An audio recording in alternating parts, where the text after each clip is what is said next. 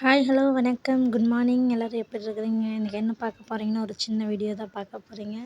பாருங்கள், வீடு எந்திரிச்சோன்னே எவ்வளோ ஒரு அலங்கோலமாக இருக்குது. எப்பயுமே ரொட்டீனடாக ஹவுஸ் ஒய்ஃபுக்கெல்லாம் இருக்கிற வேலை என்னென்னா, இந்த வீட்டை பராமரிக்கிறதே ஒரு பெரிய வேலையாக இருக்குது.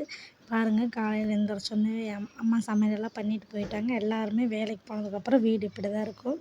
நான் ஒரு பாப்பா தூங்கிட்டு இருக்காளா, மறுபடியும் நான் அரேஞ்ச் பண்ணணும். அவள் எந்திரிக்கிறதுக்குள்ளார எல்லாத்தையும் அரேஞ்ச் பண்ணி வச்சுட்டு ரெடி பண்ணணும்.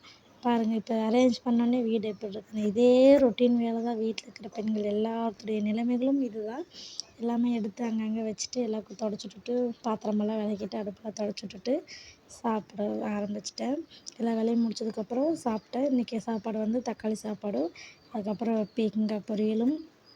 நான் பயிர் வெங்காயத்தை விட எனக்கு வெங்காயம் தனியாக சாப்பிட்றது ரொம்ப பிடிக்கும். யாருக்கெல்லாம் இப்படி பிடிக்குன்னு கமெண்ட்டில் சொல்லுங்கள்.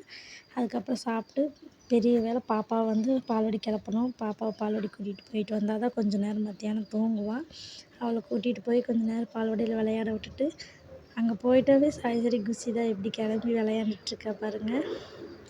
நல்லா விளையாண்டுட்டு வருவாள். நல்லா விளையாண்டுட்டு வந்துட்டு தூங்குனோன்னா, அந்த கேப்பில் நம்மளும் கொஞ்சம் நேரம் தூங்கிக்கலாம். இல்லைன்னா எதுவுமே பண்ண முடியாது. இப்போல்லாம் வளர்ந்தங்காட்டிக்கு ரொம்ப சேட்டை பண்ணிகிட்ருக்குறா சாய்ஸ்ரீ. எல்லா பிள்ளைகளோடும் மிங்கிளாகி நல்லா தான் விளையாடுவாள். அவளுக்கு இந்த மாதிரி மேலே உட்கார்றதுல அவளுக்கு அவ்வளோ ஒரு பிரியம். அதுக்கப்புறம் நல்லா தூங்கி எழுந்திரிச்சதுக்கப்புறம் அப்பா பால் வாங்கிட்டு வந்திருந்தாங்க பாப்பாவுக்கு.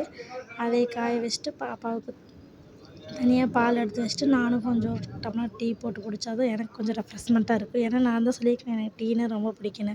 அதுக்கப்புறம் அவளுக்கு பால் எடுத்து ஆற்றி கொடுத்துட்டு, நானும் கொஞ்சம் டீ வச்சு குடிச்சிட்டு, கொஞ்சம் நேரம் அப்படியே ரிலாக்ஸேஷனாக உட்காந்துருந்தேன். அதுக்கப்புறம் துணியெல்லாம் இருந்தது. அதையெல்லாம் எடுத்து மடித்து வச்சுட்டு, அதுக்கப்புறம் வேலையை தொடங்க ஆரம்பிச்சிட்டேன். நம்ம சேனல் இப்போ தான் ஃபஸ்ட் டைமாக பார்க்குறீங்கன்னா சப்ஸ்கிரைபர் பண்ணி வச்சுக்கோங்க. லைக் பண்ணி கமெண்ட் பண்ணுங்கள்.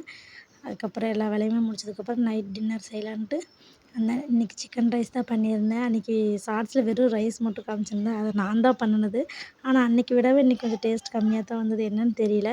அப்புறம் சரி சிக்கன் ரைஸ் பண்ணலான்னு எல்லாம் ரெடி பண்ணி வச்சுட்டு, அதுக்கப்புறம் எனக்கு கொஞ்சம் டெம்ப்டிங்காக இருந்தது. கடையில் வாங்கி சாப்பிட்றத விட நம்மளே செஞ்சுக்கலாம்னு சொல்லிட்டு செய்ய ஆரம்பிச்சிட்டேன். காயெல்லாம் வெட்டி வச்சுட்டு, அதுக்கப்புறம் செஞ்சுட்டேன். செஞ்சதுக்கப்புறம் அவுட்ஃபிட் பாருங்கள் எப்படி இருக்குன்னு. ஆனால் அன்றைக்கி இதை விடவே அடித்தூளாக இருந்தது. தேங்க்ஸ் ஃபார் வாட்சிங் என்னோடய வீடியோ பார்த்ததுக்கு தேங்க்யூ ஸோ மச்.